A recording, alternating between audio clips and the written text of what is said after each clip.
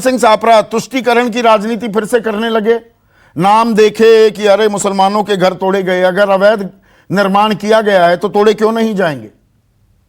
तुष्टीकरण करने लगे। दिग्विजय सिंह कह रहे हैं चेहरा देखकर बुलडोजर चल रहा है। देखिए, बिल्कुल अगर कोई चीज अवैध है, अवैध निर्माण है तो वो टूटेगा, ये निश्चित रूप से है। लेकिन यहां पर सवाल यह है, मैं आपको उदाहरण देना चाहूंगा कि मध्य प्रदेश में ही रायसीनी में आदिवासियों का भी एक दंगा हुआ था, आदिवासियों के साथ में भी एक विशेष वर्ग का दंगा हुआ था।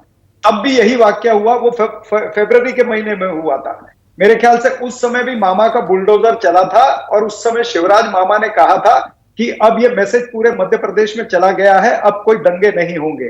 लेकिन फिर ये खारगोन की बातें अब हम चर्चा कर रहे हैं इसके ऊपर, तो ये कहीं ना कहीं ऐसा नजर आता है कि वो जो बुलडोजर है, वो जो बदलाव का प्रतीक होना चाहिए था, वो बदले का प्रतीक हो गया। जिस तरह से आपने अभी उदाहरण बताए हैं, नामों की भी चर्चा हुई, आपने बताया कि वो लोग जेल में है लेकिन फिर भी उनके घर तोड़े गए।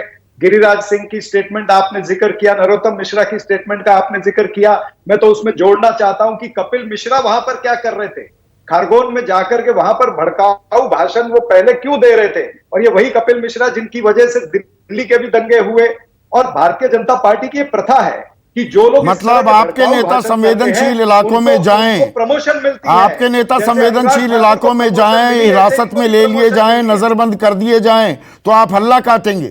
क्यों नहीं बीजेपी के नेता जा सकते हैं? और आप दंगों की बात कर रहे हैं, करौली का जिक्र क्यों भूल गए? करौली में क्या हुआ? और बीजेपी के नेताओं को जाने पर आपने रोक लगाई। वहां प्रशासन की, शासन की नाकामी नहीं दिखी आपको, चरण सिंह सापरा? नहीं, करौली में जो हुआ, करौली में प्रशासन की अगर नाकामी है तो निश्चित रूप से प्रशासन ने उस पर कार्रवाई भी करी है। और यहां पर क्या हो रहा है, यहां पर सीधे बुलडोजर चलाए जा रहे हैं। मैंने इसीलिए कहा कि ये बुलडोजर जो बदलाव का प्रतीक होना चाहिए, ये बदले का प्रतीक बन गया है। वहां पर करौली में या राजस्थान के अंदर बुलडोजर नहीं चले हैं। तो ये तमाम सारी चीजें जो हो रही हैं, जबकि प्रशासन को पता था कि खरगोन जो है वो संवेदनशील इलाका है। वहां पर पहले भी ये जो रामनवमी के जुलूस निकले हैं, ये पहली बार नहीं निकले हैं, ये हर साल निकलते हैं।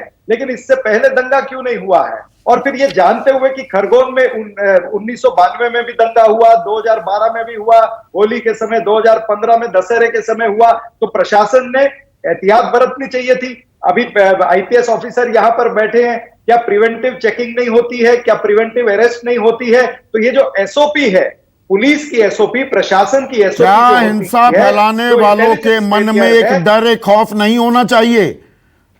आप जो अपनी बात आपने कही, उसी में ही तो असल सवाल छिपा हुआ है। 92 से आप बता रहे हैं दंगे हो रहे थे क्योंकि कार्रवाई नहीं की गई।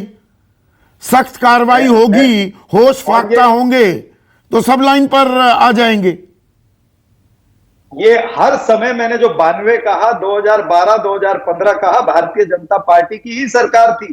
तो सरकार इनकी है, सवाल हमारे से पूछे जा रहे हैं संदीप जी। इनकी सरकार, तो इनसे सवाल पूछे जाने चाहिए। भाई, आप ही के समय में इस तरह के दंगे खरगोन में क्यों होते हैं और क्यों इंटेलिजेंस फेलियर हुआ है? क्या किसी पुलिस वाले आपके समय में तो कोई दंगे हुए ही नहीं। गोली लग गई? मैं दोबारा दोहराना नहीं चाहूंगा, पिछले कार्यक्रम में मैंने सिख विरोधी दंगों का जिक्र किया था। क्या किया कांग्रेस ने? HKL भगत, सज्जन कुमार, जगदीश टाइटलर, उनकी पदोन्नति होती गई, फिर से उनको लोकसभा चुनाव लड़ने के लिए खड़ा किया गया ना।